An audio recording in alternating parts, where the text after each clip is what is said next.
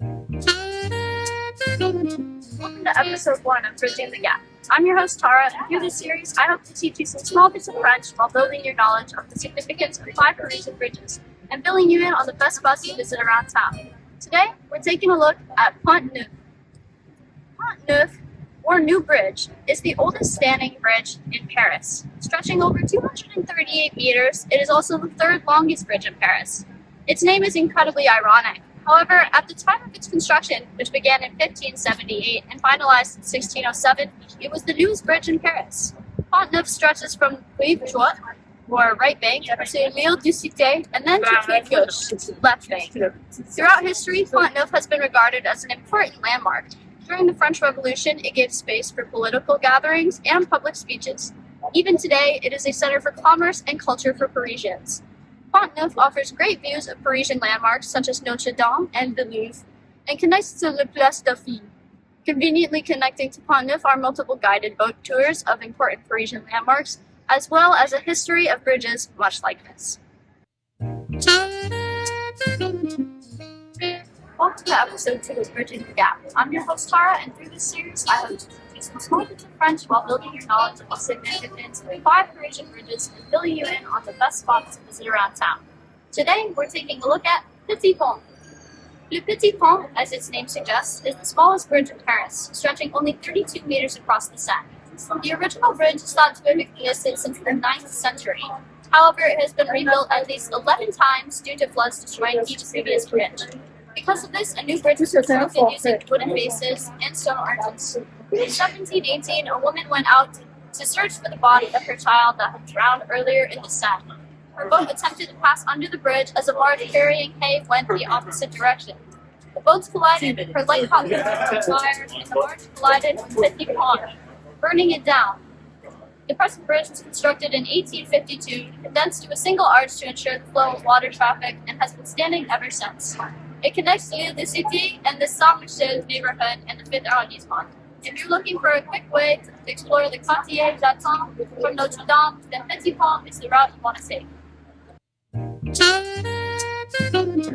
Welcome to episode 3 of Bridging the Gap. I'm your host Tara, and through this series, I hope to teach you some small bits of French while building your knowledge on the significance of 5 Parisian bridges and filling you in on the best spots to visit around town. Today, we're taking a look at Pont Marie. Pont Marie rests at the 0-kilometer point on the Seine, making it a perfect point of reference for downstream measurements. It began construction in 1614, when King Louis XIII and his mother, Marie de Medici, laid the first stone.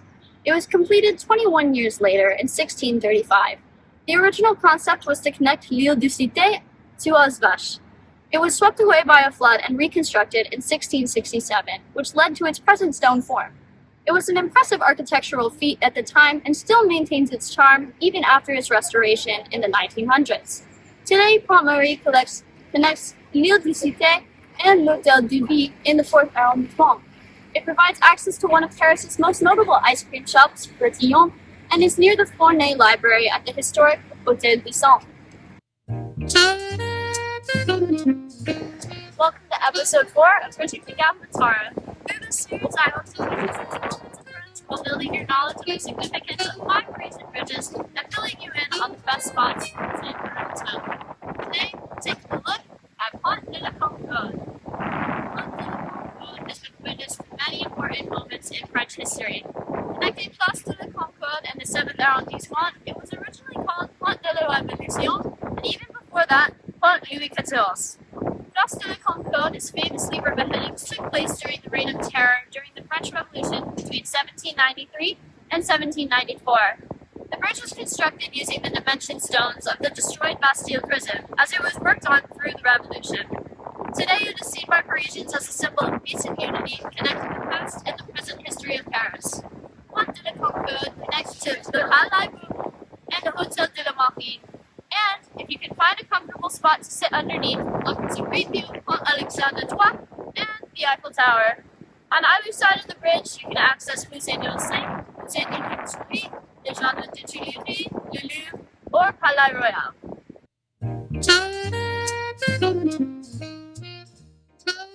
Welcome to episode 5 of Bridging the Gap with Tara. Through this series, I hope to teach you some small bits of French while building your knowledge of the significance of 5 Parisian bridges and filling you in on the best spots to visit around town.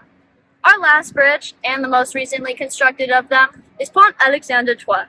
The first stone of this bridge was laid by Nicholas II, Tsar Alexander III's son, in 1896, 4 years before the bridge's completion. It was after the Tsar had concluded the Franco-Russian alliance in 1892. This bridge was constructed as a symbol of the lasting friendship and alliance between France and Russia. On either side of the bridge, an impressive sculpture of nymphs can be seen. The nymphs of the Seine hold the seal of arms of Paris, and the nymphs of the Neva hold the imperial arms of Imperial Russia. These nymphs memorialize the Franco-Russian alliance. On each of the 4 pillars, 2 at each end of the bridge, are golden statues called fames that watch over the bridge. Each fame represents something different. On rive gauche, there are the fames of commerce and industry. On rive droite, there are fames of arts and sciences. It was restored in 1995 to its original pearl gray color and stands today as a marvel of 19th century engineering and artistry. It connects l'Esplanade des Invalides and Champs-Élysées that houses both Le Grand Palais and Petit Palais, offering a wonderful way to immerse yourself in French history and culture.